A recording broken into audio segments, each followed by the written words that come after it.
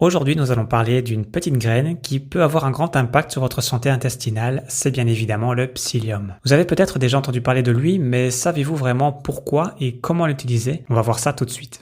Cet épisode va se diviser en 7 parties. Pourquoi prendre du psyllium? L'importance des fibres dans notre alimentation. Comment le psyllium agit-il? Améliorer votre flore intestinale avec le psyllium. Autres bienfaits du psyllium. Précautions à prendre et conclusion. On va commencer avec la première partie. Pourquoi il faudrait prendre du psyllium? Pour moi, c'est une astuce facile, rapide, peu chère, que tout le monde devrait connaître. C'est toujours intéressant d'avoir un peu de psyllium de réserve. Ça permet vraiment d'être proactif en cas de problème intestinal. Les troubles intestinaux sont plus courants qu'on ne le pense. Les constipations, la diarrhée, le côlon irritable, des hémorroïdes, etc. Donc, clairement, si des symptômes comme ça vous parlent, sachez que le psyllium, ça peut vraiment être une solution naturelle à tous ces problèmes. Le souci avec les problèmes intestinaux, c'est qu'ils peuvent s'installer progressivement, petit à petit et durablement. Et je suis convaincu que beaucoup de personnes ont des problèmes intestinaux, des problèmes digestifs depuis des années. Et c'est tellement devenu la normalité qu'il n'y a même plus de remise en question. On n'est même plus connecté à ce ressenti, à ce déséquilibre, à cet inconfort. C'est important de se poser la question, est-ce qu'on va à la salle au moins une fois par jour, par exemple? C'est important parce qu'il y a des personnes qui, par exemple, ont l'habitude d'y aller une fois par semaine ou tous les 3 jours depuis l'enfance et du coup, pour eux, c'est la normalité, alors qu'en fait, ça n'est pas le cas. Voilà, pour éviter tout un tas de problèmes de santé à l'avenir, c'est toujours mieux d'agir en prévention et d'être attentif à ces petits désagréments. 2. L'importance des fibres dans notre alimentation. Alors évidemment, nos intestins jouent un rôle crucial dans la digestion et l'élimination des déchets, cela va de soi, mais pour fonctionner correctement, ils ont besoin de fibres.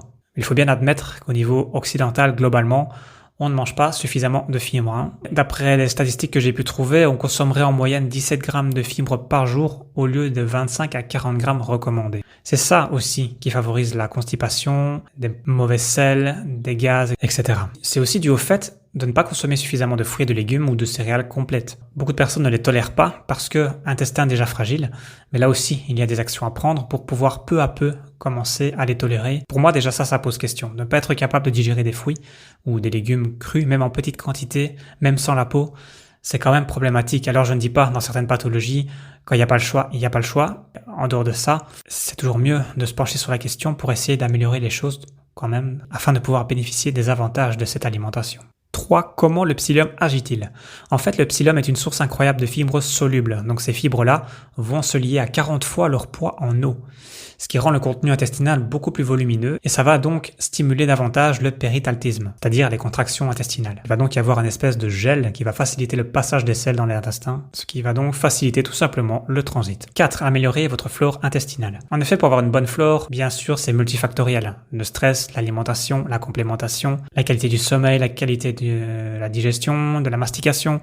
Beaucoup de choses peuvent rentrer en compte, c'est certain. Mais ici, on va se pencher sur le psyllium en question, les fibres. En effet, le psyllium a aussi des avantages par rapport à l'entretien d'une bonne flore. Il faut avouer qu'avec le temps, généralement, la flore intestinale va être un petit peu malmenée, que ce soit avec le stress, avec l'alimentation déséquilibrée plutôt pro-inflammatoire, avec une prise de médicaments ou encore des carences. Le psyllium peut déjà favoriser un meilleur microbiote, mais sachez qu'il y a des compléments de psyllium qui intègrent prébiotiques et probiotiques, ce qui fait qu'on a une action globale à ce niveau-là, ce qui est vraiment intéressant en cas de certaines pathologies ou désagréments. Pouvoir faire une cure comme ça va vraiment faire du bien au niveau global. Et quand on est bien dans les intestins, généralement on est mieux dans sa tête aussi. 5 autres bienfaits du psyllium. Bien entendu, ce n'est pas un aliment en tant que tel, mais vous allez voir qu'il a beaucoup d'actions positives pour le corps, notamment celui de faire baisser le cholestérol type LDL et aussi de faire baisser la glycémie et indirectement favoriser la perte de poids. C'est pour ça qu'on encourage la prise de psyllium en dehors des repas, soit au réveil à jeun, soit environ 30 minutes avant le repas.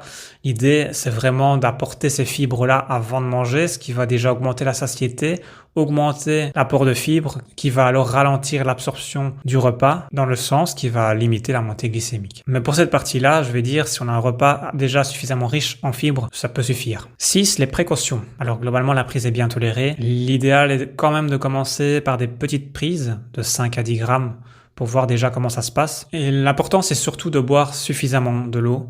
Donc globalement, comment ça se passe? Vous versez 5 à 10 grammes de psyllium dans un verre d'eau et vous mélangez et vous buvez directement parce qu'il va absorber l'eau et si vous attendez trop longtemps, ça va devenir un gel dans le verre, ce qui va poser problème pour l'assimilation.